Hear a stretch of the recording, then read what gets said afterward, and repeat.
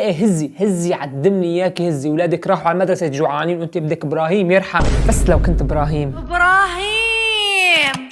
شو بدك يا فرعوني؟ شو بدك يا اخناتون؟ شو بدك يا امون؟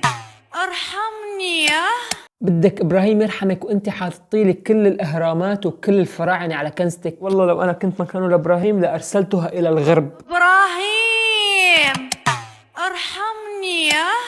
شوف لي هي معلم مثال على المرأة الصالحة بالحياة، من قدام تستغل مواهبها بالتيك توك ومن ورا بتشغل غسالة. ارحمني يا. عم كيف عملت هاي الحركة؟ بفيديو اليوم رح تشوفوا ترند جديد على تيك توك اسمه ابراهيم ارحم. إذا ما كنت بتعرف شو معنى هاي الكلمة فسلم علي وامشي معي على الجنة، لأنه أنا وياك ما بنعرف صراحة شو معناها. هات لايك للفيديو وكمل. ابراهيم ارحمني يا.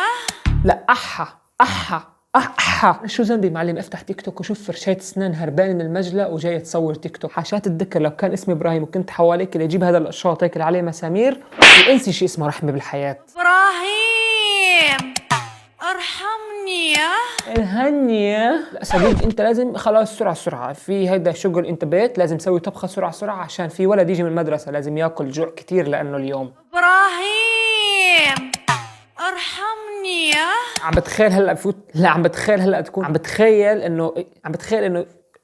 انه اكل خرا. ابراهيم ارحمني يا. خبرة اكسبيرينس بتاع كله. والله يا ريت فيني مد ايدي هيك من الفيديو وافصل القاطع عن بيتك وافصلك عن الكوكب كلياته ونخلص منك باذن الله. ابراهيم ارحمني يا.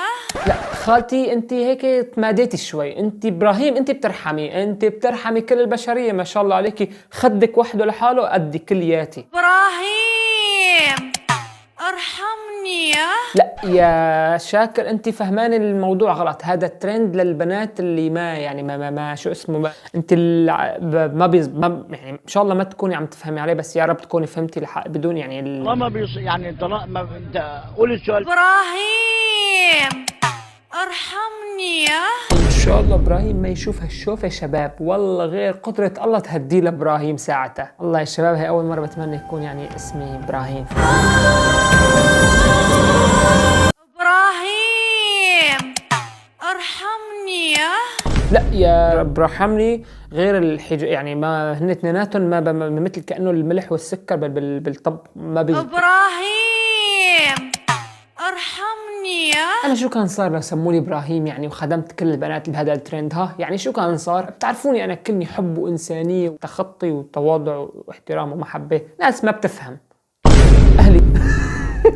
فلتر طبيعي بستخدمه بحياتي ولا بغير الملامح، بس زيد لي اللانسز الزرقاء لانه انا هلا مش حاطه لانسز. شارع الانستغرام باول تعليق او هذا هو. بتقدروا تضيفوني عليه، احكوا لي رايكم بالفيديوهات واحكوا لي رايكم بالفيديو كمان. بنشوفكم بالفيديوهات الجاي. سلام.